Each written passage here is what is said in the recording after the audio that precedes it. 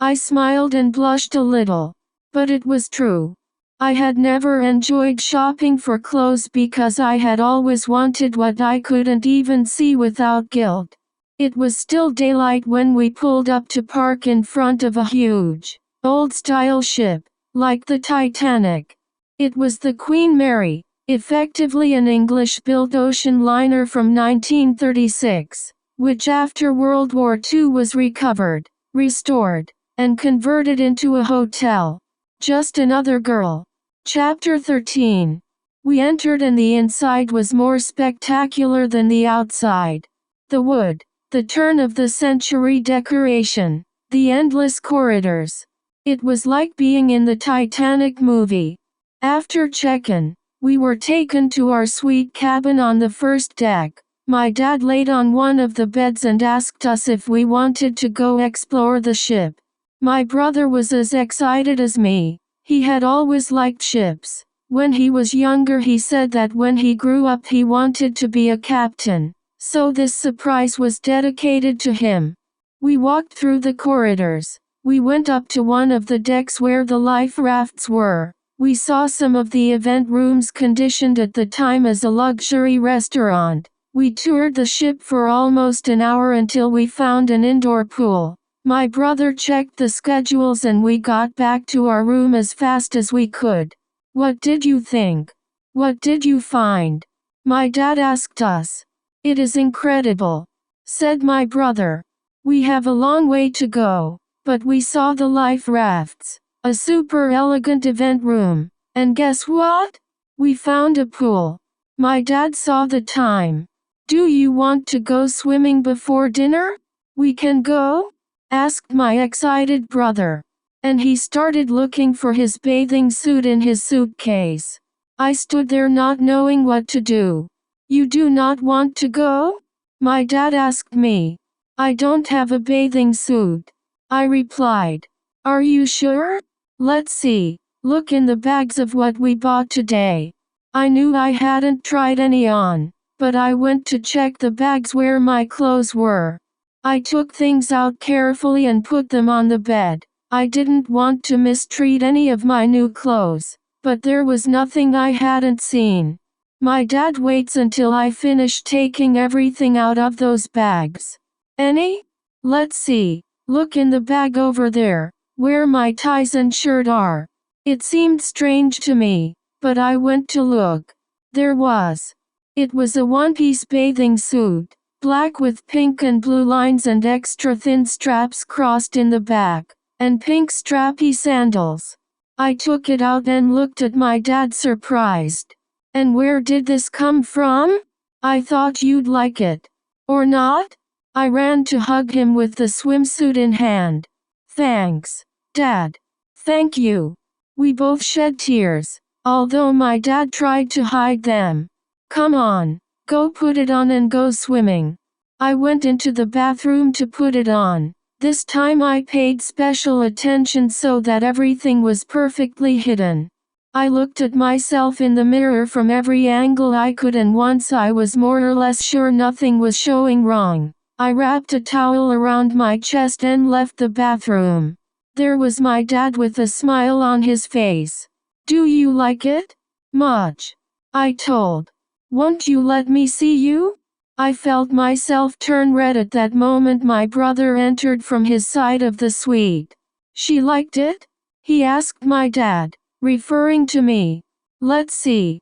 I took off my towel and let them see me in the swimsuit. Wow.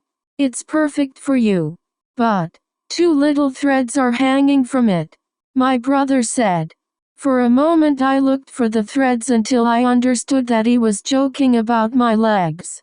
Don't listen to him. You look very pretty and your legs are fine, said my dad.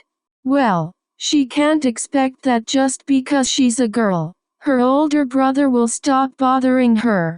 My dad just shook his head smiling. We went out to the pool. As we walked I became aware of what was happening. Feeling my bare legs, going through a mirror, and seeing a girl in whom you wouldn't tell any difference in a group of girls. Wearing this swimsuit was a dream come true. Since the afternoon I went out in the leotard, I had never worn anything like it again. The texture of the fabric clinging to my body, the shape it gave me, and the breeze on my legs, shoulders, and arms. It was hard to believe what was happening. I was afraid that everything was a dream and that at any moment I would wake up in Adolf's house wearing my boy's uniform. When we got to the pool, there were a couple of families, with boys and girls playing. I stopped at the entrance and hesitated. I felt exposed and my fear returned. My brother realized that I was hesitating, but he didn't say anything. He just pulled me, picked me up, and threw me into the water. At that moment I felt so fragile and helpless that I screamed like a girl. Immediately after, he also jumped into the water. The other families didn't even pay attention to us. Each one was in their own world. My brother and I started playing. He was a little over 4 years older than me and had always been tall for his age. At that time he had already turned 15, almost 5 feet 6 inches tall, and was developing a muscular and virile body. I, on the other hand, was still 10 and had always been thin and small for my average age, 4 feet 2 inches, and weighed only 55 pounds. At first, I was a little intimidated by the presence of the other families, but we started playing and very soon I forgot all my worries. When I realized, I was standing on my brother's shoulders without worries. Finally, someone came to let us know that they were going to close the pool area and we left. When I got out of the pool I couldn't help but look down to see if anything was out of place. Once I saw my perfectly smooth body between my legs, I took the next step with confidence. My brother chased me into the room, and we entered amused and tired. I took a quick shower, applied conditioner, and changed my clothes to go to dinner. It was a normal dinner, so I put on a very simple sundress, sleeveless with shirt straps, back slit, elasticized seam at the waist and decorative bows on the sides and white ballet flats with a strap.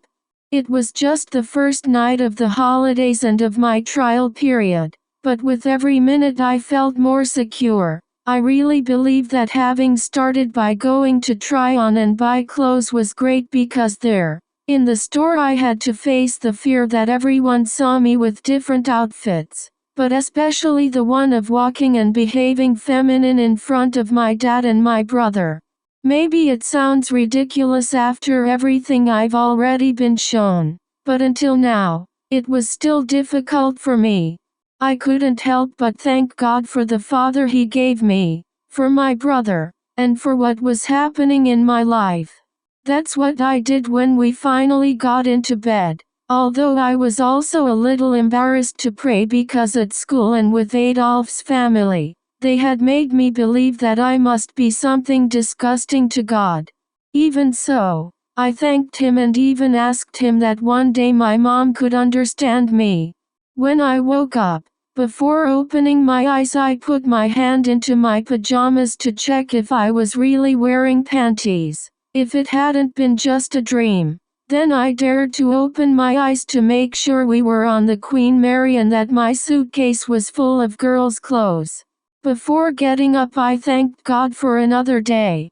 That day we were scheduled to go to the Los Angeles Museum of Natural History and to the California Science Center. I wore a black mini balloon skirt with an elastic waist with my tennis shoes, ruffled short socks, and a pink Hello Kitty t-shirt. I liked this skirt a lot since I saw it. I had never seen one like this. Because of its cut, I looked much more feminine and my legs looked longer. I was happy walking through the hotel and through the museums dressed like that. The museums were spectacular. I realized that I love dinosaurs. How impressive they must have been. The Science Museum was also very interesting and I really enjoyed that my dad took the time to explain so many things to me. The history of the space race, the Mercury, Gemini and Apollo projects, Laika, Sputnik. The way he had to explain things was great. He trapped you in a story that you wanted to keep hearing and learning. I don't know how I never had a teacher like that in all my school life. He also explained to me the operation of an internal combustion engine and a transmission. Going to a museum with him was one of the best things that could happen to you in life. On the way back we went to a Wendy's to eat a delicious hamburger with our parents, and when we got to the hotel, my dad lay down to rest and watch TV while we changed and went swimming. That was my second full-time day as Valeria Marianne. On the third day, we went to San Diego. It was a beautiful day, sunny with some cool breeze. I wore a pink blouse with a round neckline and a cutout at the back, black ballet flats, and a black pleated tulle skirt with a print of little pink flowers.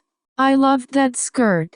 The truth is that I had always liked skirts, especially short ones, but this one in particular. Since I saw it I fell in love. Maybe it was too elegant for a common day, but I couldn't wait to wear it. From a very young age I remember seeing them in stores and imagining how I would look wearing them. So what I was experiencing was indescribable. I couldn't even imagine that a girl, who had been born as a girl, would have been able to enjoy so many simple things like the simple pleasure of wearing a pretty skirt.